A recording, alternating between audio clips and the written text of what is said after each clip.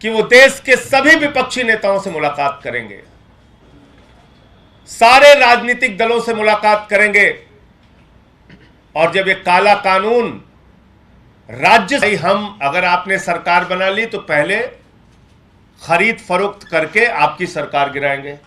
ये प्रहार लोकतंत्र पे है, ये प्रहार इस देश के संघीय ढांचे पर है, और ये प्रहार देश से भारतीय जनता पार्टी के अलावा हर पार्टी को खत्म करने का एक पहला कदम है, जिसके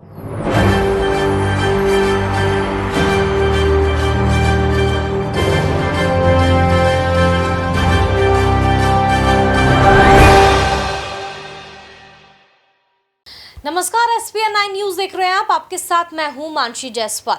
अरविंद केजरीवाल इस वक्त तमाम विपक्षी दलों को एकजुट करने की कोशिश कर रहे हैं। उसकी बड़ी वजह है केंद्र सरकार द्वारा लाया गया अध्यादेश। जी हां, दिल्ली के अधिकारियों और उनकी ट्रांसफर और पोस्टिंग को लेकर के अध्यादेश जब से लेकर के आई है केंद्र सरकार, तब से अरविंद केजरीवाल जो है तमाम विपक्षी दलों को एकजुट करने की कोशिश कर रहे हैं ताकि संसद में ये अध्यादेश को जो है उसको रोका जा सके। लेकिन अब इस पूरे मामले पर लगातार जो है भारतीय जनता पार्टी हमलावर हो रही है। लेकिन कहीं ना कहीं सुप्रीम कोर्ट ने जब से अरविंद केजरीवाल के समर्थन में फैसला सुनाया है, तब से कहीं ना कहीं यहाँ पर दिल्ली का जो बॉस है वो अरविंद केजरीवाल को ही कहा जा रहा है। ऐसा इसलिए कहा जा रहा है क्योंकि अरविंद केजरीवाल के हाथों में ये सारी जो पावर है वो आ चुकी है। लेकिन केंद्र सरकार ऐसा नहीं चाहती है कि दिल्ली सरकार के अरविंद केजरीवाल के हाथों में ये सारी पावर आ जाए, इसलिए ये अध्यादेश लाया गया है। अब इस अध्यादेश को रोकने के लिए जो अरविंद केजरीवाल हैं वो ममता बनर्जी से उन्होंने मुलाकात की। उसके बाद उन्होंने जो है उद्धव ठाकरे से भी महाराष्ट्र में मुलाकात की। मुलाकात के बाद अरविंद केजरीवाल का भी बयान सामने आया और उद्धव ठाकरे का भी बयान सामने आया। उद्धव ठाकरे ने अपने बयान में क्या कुछ कहा है वो आपको बता देते हैं। दरअसल उन्होंने कहा है कि मुंबई में उन्होंने पूर्व सीएम और शिवसेना प्रमुख उद्धव ठाकरे से मुलाकात की। इस मौके पर उद्धव ठाकरे ने कहा कि हम सब देश और लोकतंत्र को बचाने के लिए एक साथ आए हैं। मुझे लगता है कि हमें विपक्षी दल नहीं कहा जाना चाहिए बल्कि उन्हें विपक्षी कहा जाना चाहिए, यानी कि केंद्र को यहाँ पर विपक्षी कहा जाना चाहिए क्योंकि वो लोकतंत्र और संविधान के खिलाफ है। तो अब आपको बता दें 2024 के मद्देनजर भी इस मुलाकात को काफ़ी अहम माना जा रहा है क्योंकि 2024 का लोकसभा चुनाव जो है वो काफ़ी नज़दीक है। ऐसे में अगर तमाम विपक्षी दल एकजुट हो जाते हैं तो यहाँ पर बड़ा नुकसान नरेंद्र मोदी को भुगतना पड़ सकता है, क्योंकि कर्नाटक में जिस तरीके से प्रचंड बहुमत के साथ जीत हासिल की है कांग्रेस पार्टी ने, यहाँ पर तमाम राज्यों में भी विधानसभा चुनाव है, राजस्थान में विधानसभा चुनाव है, मध्य प्रदेश में चुनाव है। ऐसे में लगातार ये कयास लगाए जा रहे हैं कि कहीं ना कहीं भारतीय जनता पार्टी 2024 में भी कहीं जो है उनको नुकसान ना भुगतना पड़े, ऐसी बात लगातार कही जा रही है। हालांकि इस पूरे मामले पर कांग्रेस पार्टी जो है वो हमला बोल रही है भारतीय जनता पार्टी पर। अध्यादेश जो केजरीवाल के लिए लेकर के आए हैं केंद्र सरकार, क्या ये अध्यादेश को केजरीवाल रोक पाएंगे, ये एक बड़ा सवाल अभी बना हुआ है। बहरहाल आपकी इस पूरे मामले पर क्या राय है हमें कमेंट करके जरूर बताएं। देश और दुनिया की तमाम बड़ी खबरों के लिए देखते रहिए SPN 9 न्यूज। सभी पत्रकार बंधुओं को नमस्कार। देश के प्रधानमंत्री नरेंद्र मोदी जी ने जो अध्यादेश पारित किया है वो अध्यादेश भारत के लोकतंत्र का गला घोटने की कार्रवाई है। वो अध्यादेश इस देश के संघीय ढांचे को समाप्त करने की कार्रवाई है।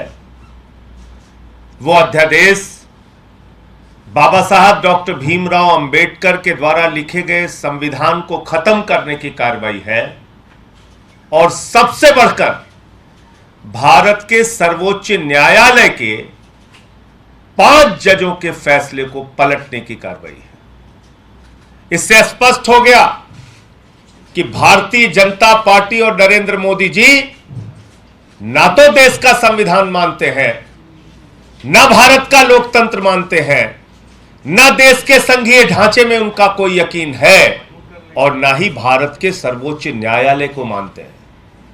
फिर बचा क्या? कौन सी संस्था बची इस देश के अंदर? इसका मतलब देश में तानाशाही का शासन है, तुगलकी फरमान से कोई भी आदेश बदला जा सकता है, कोई भी आदेश दिया जा सकता है। 25 साल से जिस दिल्ली के अंदर भारतीय जनता पार्टी बुरी तरीके से हार रही है, बार बार पराजित हो रही है, इतनी व्याकुल है, इतनी तड़प रही है सत्ता पाने के लिए यहां पर, कि अरविंद केजरीवाल जी की एक लोकप्रिय सरकार जो लोगों को फ्री बिजली देती है, फ्री पानी देती है, फ्री शिक्षा देती है, फ्री इलाज देती है, बुजुर्गों को तीर्थ यात्रा देती है, विधवाओं को पेंशन देती है, जो माताओं बहनों के लिए बस की यात्रा फ्री करती है, ऐसी सरकार को कैसे रोकना है, कैसे चलने नहीं देना है, कैसे अरविंद केजरीवाल जी की लोकप्रियता को खत्म करना है, इस पूरे काम में नरेंद्र मोदी जी और बीजेपी की ऊर्जा लग रही है।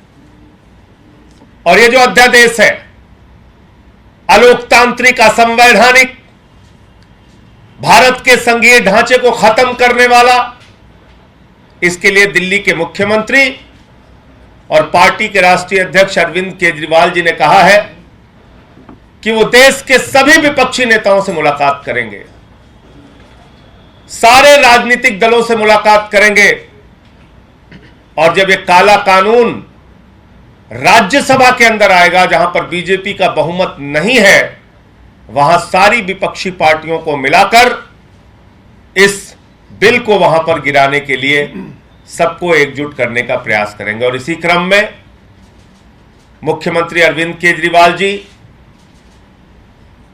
कल बंगाल की माननीय मुख्यमंत्री ममता बनर्जी जी से मुलाकात करेंगे, परसों शिवसेना के राष्ट्रीय अध्यक्ष उद्धव ठाकरे जी से मुलाकात करेंगे, उसके एक दिन बाद एनसीपी के राष्ट्रीय अध्यक्ष शरद पवार जी से मुलाकात करेंगे। कल उन्होंने नीतीश कुमार जी और तेजस्वी यादव जी से मुलाकात की और सबके सामने एक ही विषय रखा, अगर हमको भारत का लोकतंत्र बचाना है, अगर हमको बाबा साहब डॉक्टर भीमराव अंबेडकर के द्वारा लिखे गए संविधान को बचाना है, अगर हमको इस देश के संघीय ढांचे और सुप्रीम कोर्ट को बचाना है, तो सारे विपक्ष को एकजुट होकर इस अध्यादेश को जब बिल के स्वरूप में राज्यसभा में आएगा, उस वक्त इसे गिराना होगा। और यह 2024 का सेमीफाइनल भी होगा, यह विपक्षी एकता का सेमीफाइनल भी होगा। क्या सारा विपक्ष भारतीय जनता पार्टी को पराजित करने के लिए एकजुट है या नहीं है, इसकी एक बड़ी अग्नि परीक्षा जब यह अध्यादेश बिल के रूप में राज्यसभा में आएगा, उस वक्त होगा। तो यह जानकारी आप सबको देनी थी कि अरविंद केजरीवाल जी देश के सभी विपक्षी नेताओं से आने वाले दिनों में मिलेंगे।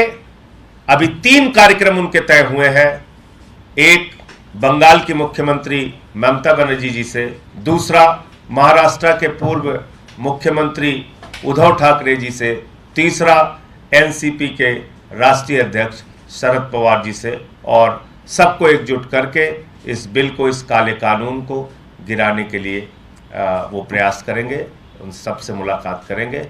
हमारे बीच में दिल्ली के माननीय मंत्री सौरभ भारद्वाज जी हैं, हमारे राज्यसभा के सांसद संदीप पाठक जी, दिल्ली की माननीय मंत्री आतिशी जी हैं। आप लोग सर आपने बोल दिया सर। सवाल भी था सर, क्या कांग्रेस से सहयोग मांगेंगे? देखिए, ये अग्नि परीक्षा की घड़ी है, ये देश में आपातकाल है, इमरजेंसी है, और अगर सुप्रीम कोर्ट को पलट दिया जाए, मतलब क्या कर रही है बीजेपी? कह रही है भाई, हम अगर आपने सरकार बना ली तो पहले खरीद फरोख्त करके आपकी सरकार गिराएंगे, उसमें सफल नहीं होंगे तो ईडी सीबीआई छोड़ के आपको गिरफ्तार कराएंगे, उसमें भी अगर सफल नहीं होंगे तो अगर आपके पक्ष में कोई सुप्रीम कोर्ट और न्यायालय का आदेश आ जाता है तो उसको भी बदल देंगे। तो फिर लोकतंत्र कहां बचा, संविधान कहां बचा, सुप्रीम कोर्ट कहां बचा? फिर तो सब आपने खत्म कर दिया। तो कांग्रेस पार्टी को भी यह तय करना होगा कि क्या वो भारत के संघीय ढांचे और लोकतंत्र के पक्ष में खड़ी है या उसके खिलाफ खड़ी है। एक लाइन की बात है, ये उनको तय करना होगा। और कांग्रेस पार्टी का जब तक कोई आधिकारिक बयान नहीं आ जाता तब तक इस पर कोई प्रतिक्रिया देना ठीक नहीं होगा। अभी तो अगेंस्ट में से बयान आ रहे, कह रहे कि शीला गवर्नमेंट में भी काम हो रहे थे। मैं कह रहा हूं कि कांग्रेस पार्टी का यानी कि उनके जो भी प्रमुख लोग हैं, जिनके हाथ में सदन की जिम्मेदारी है, जिनके हाथ में राष्ट्रीय स्तर पे पार्टी के संगठन की जिम्मेदारी है, जब उनका कोई आधिकारिक बयान इस विषय पे आ जाएगा उस समय हम लोग अपनी प्रतिक्रिया देंगे। उसके पहले कुछ कहना ठीक नहीं। संजय भाई, आपने कहा कि विपक्ष के नेताओं से मिलेंगे, मल्लिकार्जुन खड़गे उनके पार्टी के अध्यक्ष हैं, क्या इस आउटरीच प्रोग्राम में मल्लिकार्जुन खड़गे फिलहाल आपकी लिस्ट में हैं? देखिए, मैंने आपसे कहा कि संपूर्ण विपक्षी नेताओं से माननीय मुख्यमंत्री केजरीवाल जी मिलेंगे आने वाले दिनों में। अभी 3 कार्यक्रम तय हो गए हैं, उसकी सूचना आपको दे दी। आगे जैसे जैसे कार्यक्रम तय होगा आपको बताते जाएंगे।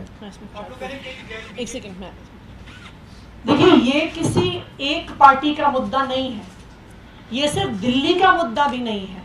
ये मुद्दा इस बात का है कि जहां जहां Bharatiya Janata party state election हारती है, वो किसी ना किसी तरीके से उस राज्य सरकार की ताकत को खत्म करने की कोशिश करती है।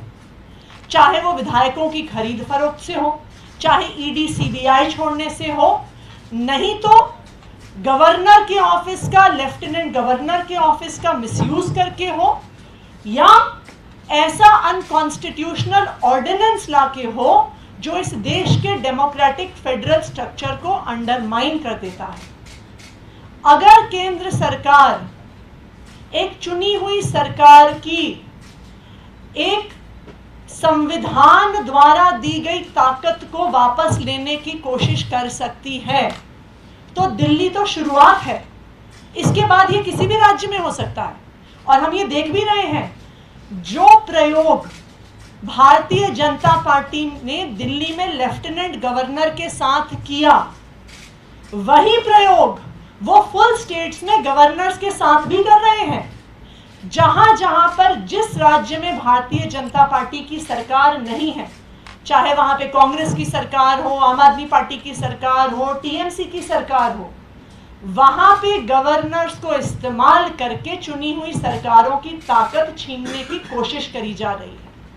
तो ये तो देश की हर नॉन बीजेपी पावर पार्टी को, हर रीजनल पार्टी को समझना होगा कि ये प्रहार आम आदमी पार्टी पे नहीं है, ये प्रहार दिल्ली सरकार पे नहीं है, ये प्रहार लोकतंत्र पे है, ये प्रहार इस देश के संघीय ढांचे पर है, और ये प्रहार देश से भारतीय जनता पार्टी के अलावा हर पार्टी को खत्म करने का एक पहला कदम है, जिसके लिए सबको साथ आना पड़ेगा, वरना देश में संविधान नहीं बचेगा, देश में लोकतंत्र नहीं बचेगा। कई गैर भाजपा दल हैं जो भले एनडीए में न हो लेकिन बीजेपी के साथ दिखते हैं, चाहे बीजू जनता दल हो या वाईएसआरसीपी हो या बीएसपी हो, क्या उन लोगों से भी आप लोग संपर्क करेंगे? मायावती, मैंने आपको कहा कि अभी 3 नेताओं से मुलाकात का कार्यक्रम तय हुआ है। जैसे जैसे जिन जिन नेताओं से मुलाकात का कार्यक्रम तय होगा उसकी सूचना आपको दी जाएगी। सर, आज सत्येंद्र जैन जी को अस्पताल ले जाने की नौबत आई है, उनकी हालत बहुत खराब बताई जा रही है, उनका वेट भी काफी कम हो गया, सीएम ने भी उस पर चिंता जताई है, इसको लेके आप क्या? देखिए, वो तस्वीर मैंने देखी, आप लोगों ने भी देखी होगी। ये वही शख्स है सत्येंद्र जैन जिनको कोरोना के समय में खुद वो कोरोना संक्रमित हो गए थे और जिंदगी मौत से लड़के निकले थे। उनके लिए लोग दुआएं कर रहे थे कि उनकी ज़िंदगी बच जाए, और जो बच के निकले तो वो दिल्ली के लोगों के लिए काम कर रहे थे।